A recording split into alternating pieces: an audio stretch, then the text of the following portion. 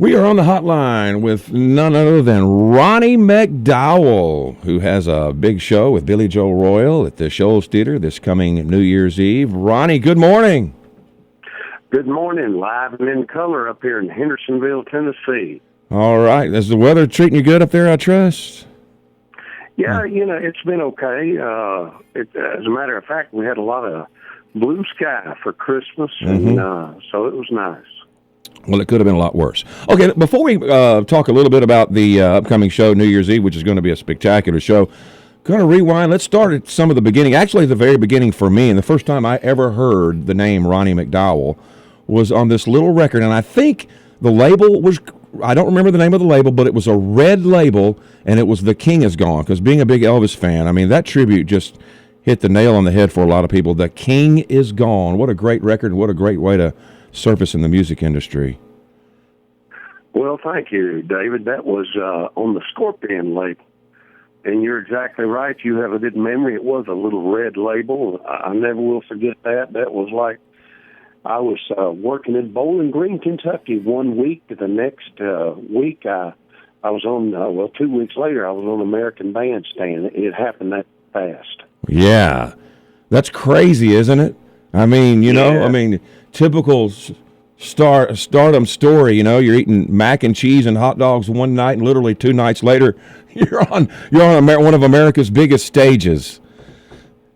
I was, and The King Is Gone went on to sell about 6 million records, and wow. And and then right after that, Dick Clark called me and asked me to be Elvis's voice in the movie Elvis with Kurt Russell, which was a wonderful thing that I got to do because I enjoyed doing that because I was a really big Elvis fan. Of course you were. That's definitely evident. Also, another production you were a part of as far as musically, I do believe, was the Showtime special, which is probably one of the most unique Elvis movies ever, if anybody's ever seen it. It's called Elvis Meets Nixon. Yeah, and that was a funny movie. If nobody's seen that, they ought to watch it because it really was good. And right after I did the Kurt Russell, Priscilla Presley called me, and I did Elvis and Me with her. So that was a fun project as well. Yeah, did a mighty, mighty fine job interpreting Elvis's music for those TV shows. I don't know of anybody else that could have, unless they would have got the man himself. So. Well, thank you, David. When I was growing up, I was always doing voices, emulating everybody I heard. It didn't matter if it was Fats Domino, Little Richard, Louis Armstrong, Johnny Cash. I was just emulating, like I say, everybody, and Elvis just happened to be one that was easy for me to do. Now, I see that you're still on Curb Records, and you've been on that record label since the mid-1980s, which I'm going to look up in the Guinness Book of World Records. That's probably the longest stay of any artist on any record label ever. That is amazing. Yeah. I was with Epic. Well, I was with Scorpion, then I went with Epic. I think I was with them for 7 years, and then I went with Mike Curb, and I've been with him ever since. And, I just re-signed that contract 2 years ago. So, that's amazing, really. Well, is that a hint of maybe some new material coming out anytime soon? Yeah, I'm always recording. You just have to, in these days, you got to have the right angle, and you definitely got to have the right song. Yeah, definitely changed. Okay, now, you are opening a restaurant and a music venue, I understand. Always, you got other projects going on, and this one's very interesting. Restaurant and a live music venue, is this something that's in store for us this coming year? It is, and it's also a museum, things I've collected for 40 years, and it's a store and a music venue, a restaurant, very unique food, and I'm excited about the whole project. It's named after my mother, Georgia Mays. That's awesome. So I'm excited about that, but the biggest thing that's happened to me, I guess since King is gone, I'm now a Walt Disney painter. I'm painting for the Disney Corporation. Really? Yeah, I have a 5-year contract, and I do as many paintings a year as I can for them. So I'm excited about that. Well, when will we be able to see any of that? Any some type of website or something? When will we see some of that? Well, I really can't show any of the Disney stuff right now because of, well, you can imagine.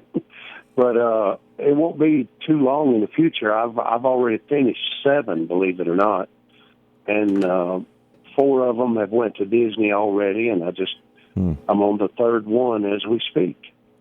You are one creative man. Let me ask you: do you know a guy by the name of Billy Joe Royal? You know what? Billy Joe Royal is first and foremost. I'm his biggest fan. I have been since I was 14, 15 years old when I heard Down in the Boondocks. Yeah. And then Cherry Hill Park and I Knew You When. Those were all huge pop records. Yeah. And then Billy Joe did some songs in country that I just absolutely love. Pin a Note on Your Pillow, Burn Like a Rocket. Yeah. I mean, this guy, and the wonderful thing about Billy Joe Royal is he still sounds exactly like he did when we all heard him on Down in the Boondocks. Yeah, well, I know we can all appreciate that. Okay, now you've got a big show coming up with Mr. Billy Joe Royal this New Year's Eve at the Shoals Theatre. Tell us what you've got planned, because if I know you guys like we know you guys, it's going to be something very special.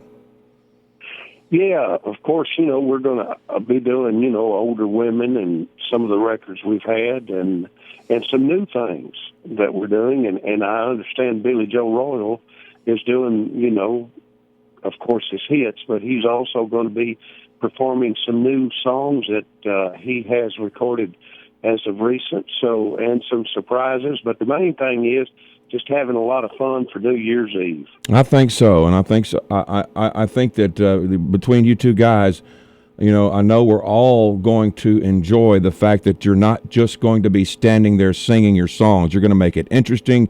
It seems like to me, if I know the Ronnie McDowell and Billy Joe Royal that I've seen before, you're going to take us on somewhat of like a journey through the years of the music and the inspirations and like. So we certainly appreciate that. Well, thank you, David, and I might even throw an Elvis song in there too. I'll bet you will. You might even better, considering our connection here in the Florence area with Sam Phillips and all that. That might be a pretty good idea.